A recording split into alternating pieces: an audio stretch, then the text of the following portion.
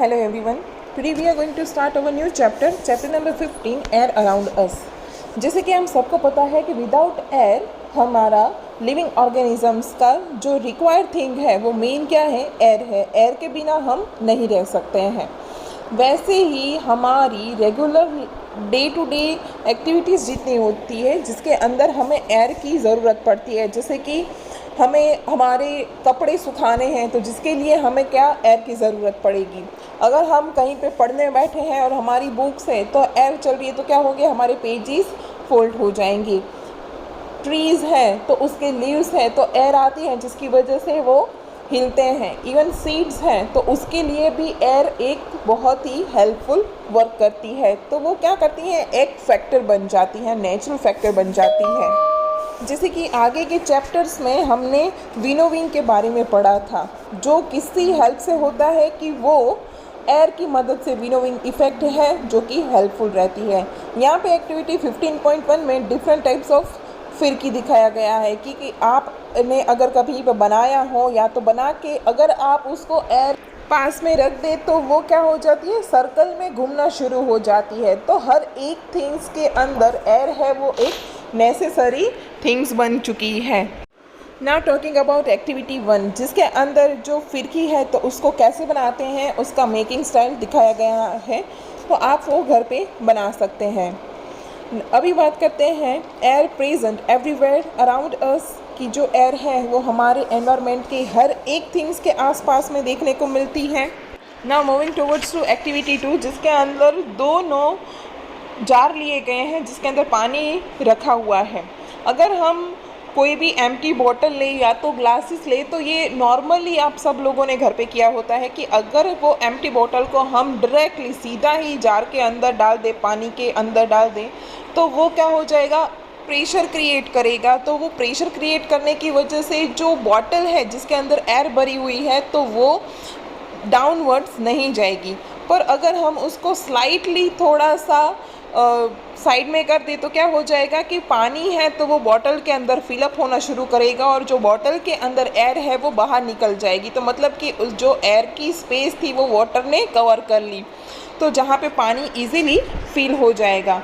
तो एयर है तो ऑब्वियसली वो भी अपनी एक स्पेस बनाता है जिसका वेट भी है, उसका खुद का शेप नहीं है. पर हम कोई भी थिंग्स के अंदर एयर ब्लो करते हैं, फॉर एग्जांपल कि हम बलून के अंदर एयर को ब्लो करते हैं तो ऑब्वियसली बलून है वो उसका शेप कर लेता है. तो एयर का वेट भी है और वो स्पेस भी कवर करता है. माउंटेन्स के ऊपर हम जितना हाइट्स पे जाते हैं तो क्या होती है, एयर है वो थीन होना शुरू कर देती है, तो हम इजीली ब्रीदिंग नहीं कर पाते हैं. तो जिसके लिए जो भी माउंटेनर्स होते हैं तो वो अपने पास ऑक्सीजन का सिलेंडर है वो लेके जाते हैं ताकि वो इजीली ब्रीदिंग कर सके, क्योंकि जितने हम अपर पार्ट पे जाते हैं तो वहाँ पे एयर पतली होती जाती है जिसकी वजह से ब्रीदिंग में ज़्यादा हमें प्रॉब्लम क्रिएट होता है. Now moving towards to what is air made up of, कि जो एयर है वो स्पेशली कौन सी चीज़ों से बनती हैं. Until the 18th century people thought that air was just one substance. Experiment have proved that it is really not so. Air is a mixture of many gases. कि जो obviously air है वो किस चीज़ों से बना है कि वो बहुत सारे गैसेस से बना है. For example nitrogen, carbon dioxide, oxygen, hydrogen, तो इतने सारे गैसेस मिल के एक एयर बनी हुई है. What kind of a mixture is it? Let us find out about some of the major component of this mixture one by one. So first of all, starting with water vapor. Water vapor के बारे में आप सबको पता है. We have learned earlier that air contains water vapor. We also saw that when air comes in contact with cool surface, it condenses and droplets of water appears on the cooler surfaces. कि जो condensation process था, evaporation process था, जो कि हमने आगे के chapters में पढ़ा है, तो जिसको क्या कहते हैं, वाटर वेपर कहते हैं. The presence of water vapour in air is important role of the water cycle in nature. Now talking about oxygen. यहाँ पे ऑक्सीजन की एक एक्टिविटी दी गई है.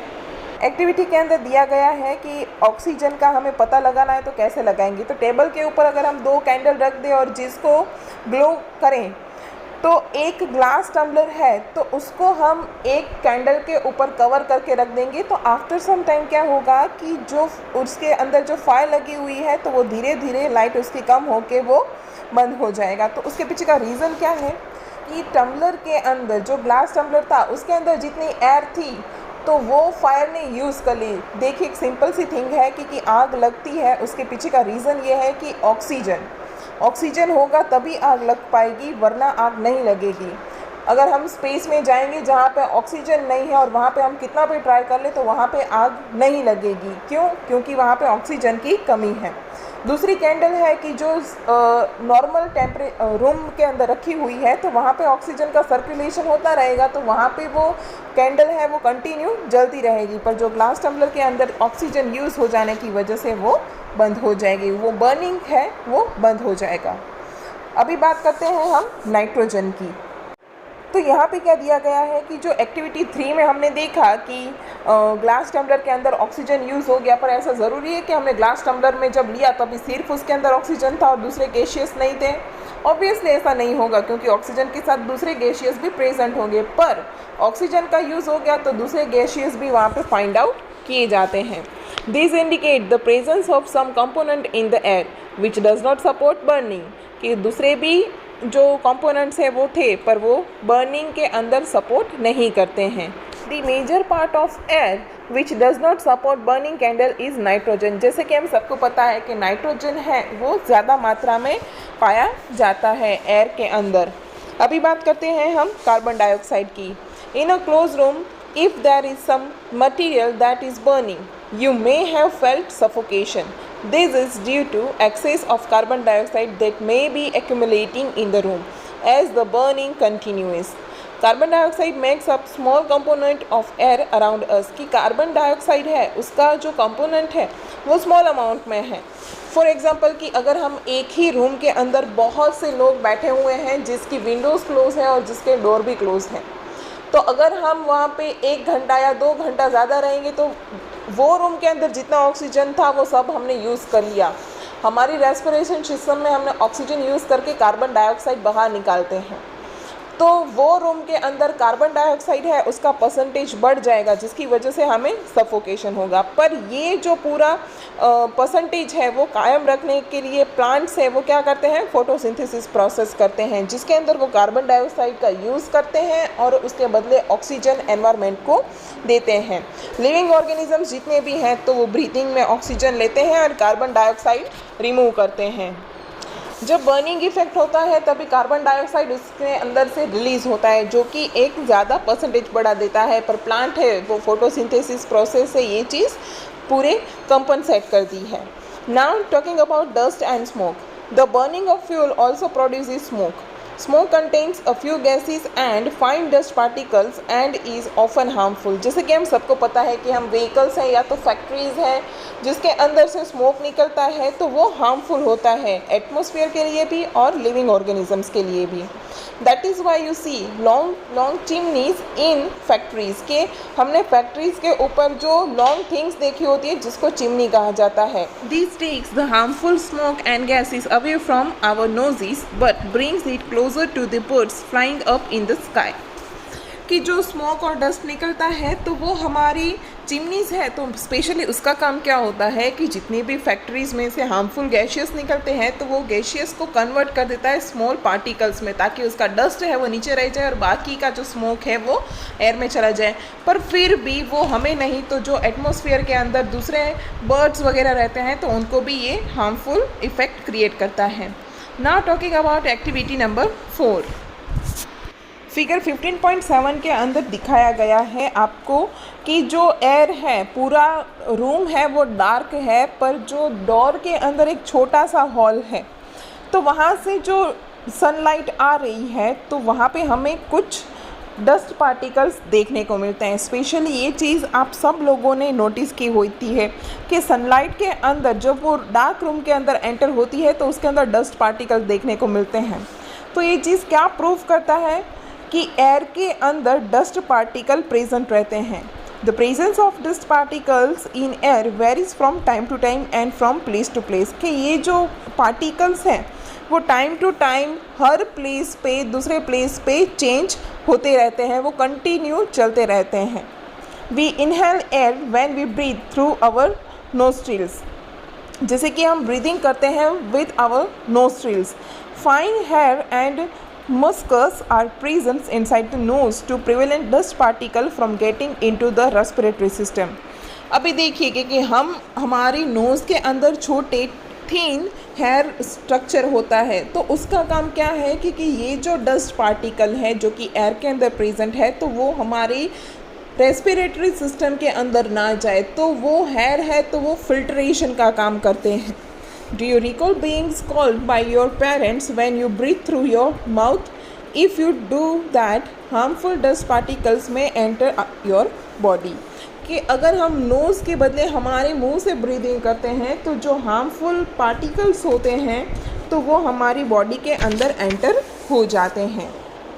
We may conclude then that air contains some gases, water vapor and dust particles. The gases in air are mainly nitrogen, oxygen, small amount of carbon dioxide and many other gases. However, there may be some variation in the composition of air from place to place, कि ये जो variation हमें देखने को मिलता है थोड़ा ज़्यादा अमाउंट में, वो प्लेस टू प्लेस चेंज होता रहेगा। क्यों? क्योंकि कुछ जगह ऐसी होगी जहाँ पे फॉरेस्ट रीजन ज़्यादा है तो वहाँ पे हार्मफुल गैसेस का प्रपोर्शन कम देखने को मिलेगा। We see that air contains mostly nitrogen and oxygen. In fact, these two gases together make up 99% of the air। कि जो सबसे ज़्यादा परसेंटेज है वो नाइट्रोजन एंड ऑक्सीजन का है, ये ऑलमोस्ट 99% एयर को कवर कर लेते हैं।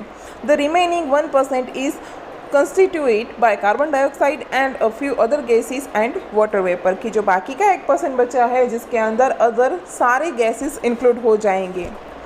Now talking about how does oxygen become available to animal and plants living in water and soil। अभी ये तो बात एयर की हुई, अभी हम अगर वाटर की बात करें कि जो एक्वेटिक एनिमल्स है उसको ऑक्सीजन कैसे मिलता होगा, तो यहाँ पे एक्टिविटी 5 दिया गया है। तो क्या होता है कि जितने भी एक्वेटिक एनिमल्स होते हैं, वाटर का फॉर्मूला है H2O, मतलब कि हाइड्रोजन के 2 मोल्स है और ऑक्सीजन का 1। तो जितने भी एक्वेटिक एनिमल्स होते हैं तो वो अपने, फॉर एग्जांपल अगर हम फिशेस की बात करें तो जिसके साइड्स पे, दोनों साइड्स पे गिल्स होते हैं, with the help of gills वो रेस्पिरेशन करते हैं। पानी के अंदर जो ऑक्सीजन है, तो जितने भी एक्वेटिक एनिमल्स हैं तो वो पानी के अंदर जो ऑक्सीजन है उसका यूज़ करते रहते हैं। फॉर एग्ज़ाम्पल अगर मैं एक्वेरियम की बात करूं तो एक्वेरियम मतलब कि जिसके घर पे जो एक्वेरियम रखते हैं, जिसके अंदर फिशेस रखते हैं, तो उसके अंदर एक बबल्स का मशीन रखा जाता है। तो ये बबल का मशीन है, तो उसके पीछे का रीज़न क्या है कि बबल कहाँ से क्रिएट होते हैं? एयर में से। तो वो बबल्स के अंदर ऑक्सीजन आएगा, अदर गैसेस भी आएंगे, पर हमें मेन चीज़ ऑक्सीजन की ज़रूरत है। तो वो जब बबल्स क्रिएट होता है एयर में से, तो जो इसके अंदर से ऑक्सीजन आता है, तो वो पानी को अगर हम लॉन्ग पीरियड तक चेंज ना करें तो वो बबल में से जितने भी लिविंग ऑर्गेनिजम्स हैं तो उसको ऑक्सीजन मिलता रहेगा। तो वो पानी ऑक्सीजन है तो वो वाटर के अंदर डिज़ोल्व हो जाएगा ताकि लिविंग ऑर्गेनिज्म उसको ईजीली ब्रीदिंग के अंदर यूज़ कर सकें। अभी ये बात हुई, वो तो एक्वेटिक एनिमल्स की बात हुई। अभी हम सॉइल की बात करें, लैंड की बात करें कि जो लैंड के अंदर एनिमल्स, जो माइक्रो ऑर्गेनिजम्स रहते हैं उसका क्या। तो जितने भी एनिमल्स जो कि लैंड के अंदर रहते हैं तो ऑब्वियसली उनको भी ब्रीदिंग की ज़रूरत तो पड़ती होगी। तो अगर ये आप एक्टिविटी अपने घर के आसपास में की हो या तो अब करो, तो क्या होता है, लैंड के अंदर हम एक हॉल कर दें और बाद में अगर हम उसके अंदर पानी डालें तो उसमें से बबल्स निकलते हैं, बबल्स देखने को मिलते हैं। उसके पीछे का रीज़न क्या है कि जो लैंड है उसके अंदर भी थोड़ी ज़्यादा मात्रा में जो जगह रहती है, वहाँ पे सॉइल के अंदर जो एयर है वो भी प्रेजेंट रहती हैं ताकि जो ऑर्गेनिजम्स उसके अंदर रहते हैं तो वो भी ब्रीदिंग कर सके। These burrows also make space available for air to move in and out of the soil. However, when it rains heavily, water fills up all the space occupied by the air in the soil। जैसे कि हमने ground water की बात की थी तो rainy season में ये जो पूरा स्पेस होता है तो वो वाटर है उसको पूरा फिलअप कर लेता है। In this situation animals living in the soil have to come out for respiration, कि ऐसे सिचुएशन में क्या होता है, जितने भी ऑर्गेनिजम्स होते हैं जो सॉइल के अंदर रहते हैं वो तभी बाहर की साइड पे आ जाते हैं रेस्पिरेशन के लिए। फॉर एग्जांपल कि अगर हम बात करें रेनी सीज़न में आपको ज़्यादा देखने को मिलेगा कि जो फ्रॉग्स हैं वो ज़्यादा मात्रा में बाहर देखने को मिलते हैं, क्योंकि वो पूरा टाइम सॉइल के अंदर ही रहते हैं। पर जब रेनी सीज़न होता है तभी ये पूरा स्पेस कवर हो जाता है तो वो आउटर साइड में आ जाते हैं रेस्पिरेशन के लिए। Could this be the reason why earthworms come out of the soil only during heavy rains? Have you ever wondered why all the oxygen of atmosphere does not get used up through a large number of organisms are consuming it? Who is refilling the oxygen in the atmosphere? कि इतनी सारी population है, even हम human being की बात करें और दूसरे लिविंग ऑर्गेनिजम्स हैं, तो इतना सारा ऑक्सीजन यूज़ करने के बावजूद भी ये ऑक्सीजन पूरा एटमॉस्फेयर का ख़त्म नहीं होता है, तो ये रिफ़िल कौन करता है? Now talking about how is the oxygen in the atmosphere replaced. In chapter 7 we read about photosynthesis. In this process plants make their own food and oxygen is produced along with it. Plant also consume oxygen for respiration but they produce more of it than they consume. That is why we say plants produce oxygen. जैसे कि photosynthesis के बारे में हम सब ने आगे के चैप्टर में पढ़ लिया है, तो प्लांट्स ही एक ऐसी थिंग है कि जो वापस ऑक्सीजन, जो यूज्ड ऑक्सीजन है, तो उसका जो प्रपोर्शन है वो फिर से रिप्लेस कर सकती है। It is obvious that animals can not live without plants. The balance of oxygen and carbon dioxide in the atmosphere is maintained through respiration in plants and animals and by the photosynthesis in plants. अभी हम सारे एक दूसरे के ऊपर dependents हैं। अगर plants नहीं होंगे तो ऑक्सीजन प्रोड्यूस नहीं होगा और लिविंग ऑर्गेनिजम्स भी सर्वाइव नहीं कर पाएगी, ना ही एनिमल सर्वाइव कर पाएंगे। This shows the interdependence of plants and animals. We can now appreciate how important air is for life on earth. Are there any other uses of air? Have you heard about a windmill? जैसे कि windmill के बारे में हम सबको पता है कि उसका काम क्या है। The wind makes the windmill rotate, कि जब ज़्यादा wind चलती है तभी windmills है वो rotation में आती है। The windmill is used to draw water from tube wells and to run floor mills. Windmills are also used to generate electricity, कि windmill का सबसे मेन जो फंक्शन है वो क्या है, इलेक्ट्रिसिटी जनरेट करना। जैसे कि मांडवी में जो windmill लगाई गई है जहाँ से इलेक्ट्रिसिटी प्रोड्यूस होती है।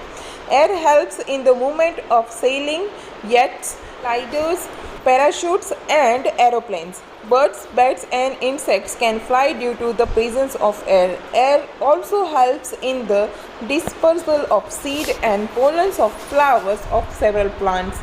Air plays an important role in water cycle. कि without air life is not possible. सारे functions हैं जो कि air के साथ जुड़े हुए हैं. So here we are completing our chapter. Thank you.